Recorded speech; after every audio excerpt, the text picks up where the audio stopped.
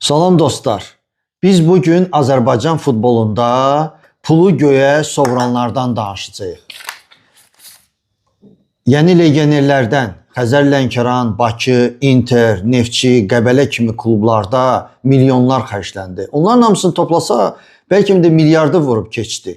Amma əvəzində biz nə qazandıq? Heç nə. Dərəlioğlu, Parks, Demetradze, Şakiri, Usta, Mupenza, Honda kimi futbolçular gəldilər, getdilər, oynadılar, qazandılar. Amma o pulları biz öz uşaqlarımıza xərcləsəydik, öz stadionlarımıza düzəltsəydik, öz futbolumuzun gələcəyi üçün qoysaydıq, gör nə qədər onun xeyri olardı. Amma pullar gəldilər, getdilər.